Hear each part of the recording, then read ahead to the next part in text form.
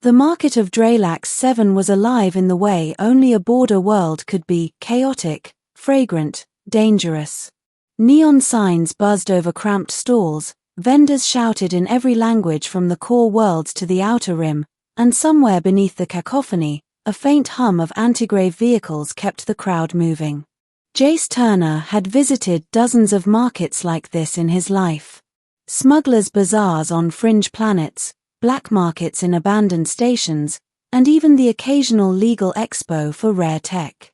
But nothing quite compared to Dralax 7, a planet where laws were suggestions and the curious mix of species created a tension that felt electric.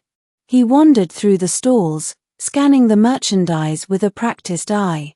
Weapons, gadgets, alien trinkets, bioluminescent fabrics, and curiosities he couldn't identify at first glance.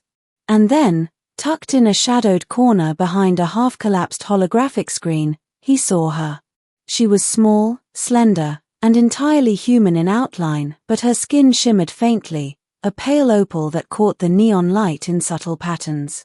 Her hair was a cascade of silver, almost glowing, and her eyes were the color of molten amber. A sign hung crookedly above the crate she sat in, purchased for 2 credits. Handle with care. Jace raised an eyebrow. 2 credits. For someone who clearly wasn't ordinary, it seemed like a scam or a trap. But curiosity had a way of overpowering reason, especially on Dralax 7. He stepped closer, and the girl looked up at him. Her eyes narrowed, sharp and wary. "You'll wish you never chose me," she said. Jace blinked. "Excuse me?" "I said you'll regret this," she repeated, voice calm, but carrying an edge that made him pause. She shifted slightly, as if preparing to strike even from where she sat today. He chuckled nervously. "All right, mysterious alien girl warning me off. That's a new one. But 2 credits," he held up a handful of coins. "I guess I can take my chances." Her gaze sharpened. "Do not," she warned. "Whatever you think this is, it is far more dangerous than you imagine." Jace ignored the warning. He tossed the 2 credits into the crate. The transaction registered on a small terminal embedded in the crate's side. A soft beep confirmed it. "Congratulations," the girl said flatly. "You are now cursed." "Right," he muttered. "I'll just add that to my day." He hoisted the crate onto his shoulder, feeling a faint pulse beneath it as if she were alive, not just in body, but in some strange, almost magical sense. The moment he left the crowded market, trouble began. A group of burly alien enforcers appeared seemingly out of nowhere, weapons drawn, moving with lethal precision. "Return the girl," one barked in a language Jace didn't understand. "I just bought her," Jace shouted. 2 credits, very clearly receipts and everything. The enforcers didn't care. They fired first, plasma bolts sizzling past him. Jace dove behind a shipping crate, the girl's crate sliding slightly on his shoulder. "You see," she hissed. "I told you." Jace swallowed. Yeah, warning noted.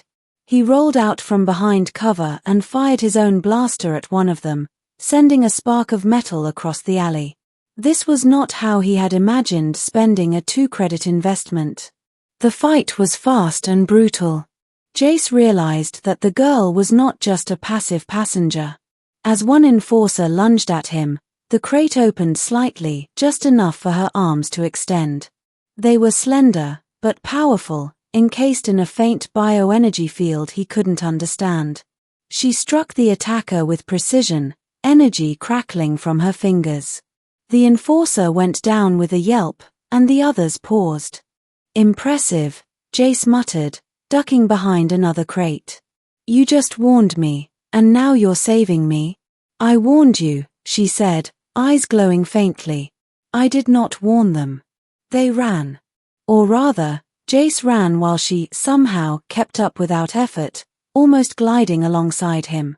He didn't ask questions. Not about her powers, not about why she was being sold for 2 credits, and certainly not about the strange pulse he felt every time they touched. Survival had become priority one. They made it to a deserted docking bay. Jace loaded her into his shuttle, taking off just as the enforcers arrived. Inside, she finally spoke more calmly. "Your species has no idea what they were doing," she said. "The girl you bought is not just any being. I am Lyria of the Valari clans. And those men you just fought? They are bounty hunters, sent to retrieve me because someone fears my existence." Jace leaned back in his seat, trying to process. "Right. So, let me get this straight. I bought a potentially dangerous alien girl for 2 credits, she warned me I'd regret it, and then we got shot at immediately." She gave him a faint smile, the kind that didn't reach her eyes. "Exactly." The next few days were a blur of danger. Lyria had powers that defied physics, or at least anything Jace had learned. She could manipulate energy fields, sense danger before it arrived, and heal minor wounds almost instantly. And yet, she remained unpredictable, moody, and insistent that she was a liability. "You see," she said one evening as they landed on a desolate moon to rest. "I told you. Every choice you make with me is dangerous." "Yeah," Jace said, rubbing his forehead. "And yet here I am. Somehow still alive." She snorted. "You are foolish. Reckless. Perhaps interesting. And that makes me what?"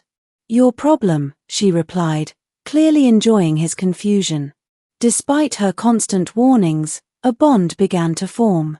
Jace realized that her warnings weren't empty threats, they were statements of fact.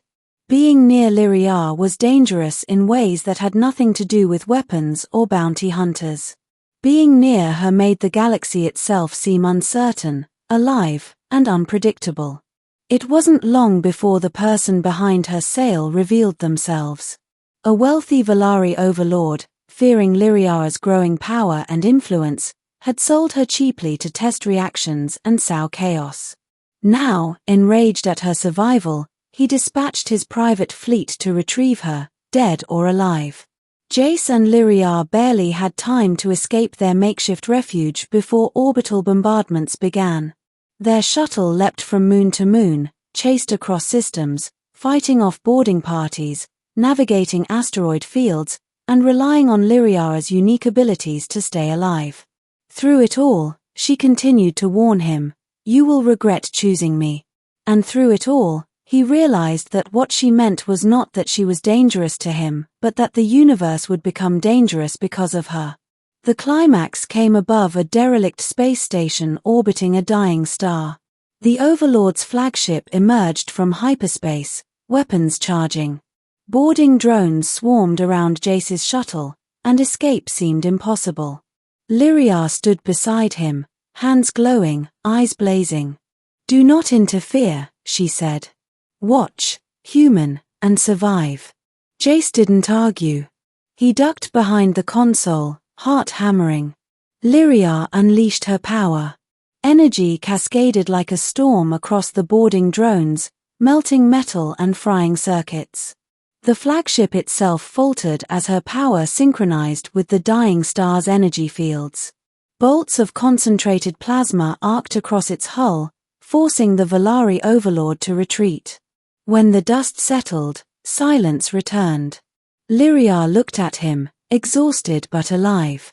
"You survived," she said. Jace gave a tired laugh. "Barely. You sure know how to keep a guy on edge." She smirked faintly. "I warned you." Weeks later, they landed on a neutral world to rest. The galaxy remained dangerous, but for the first time, Jace allowed himself a small smile. "You know," he said, watching her carefully, "I think I'd do it again." Lyria's golden eyes met his, glowing softly in the moonlight. "Choose me again?" "Every time," he said. She shook her head, laughing softly. "Then you are truly foolish." "And yet," he replied, "I'm alive. You kept your word, but in a weird way, I think this is the best $2 I've ever spent." Her laughter echoed in the quiet air. For the first time since he had bought her crate in that shadowed corner, the warnings faded into something else: trust, partnership, and a bond forged in chaos, danger, and survival. And as they looked up at the stars, Jace realized one thing clearly. She may have warned him that choosing her would be dangerous, but some choices, no matter the risk, were worth it.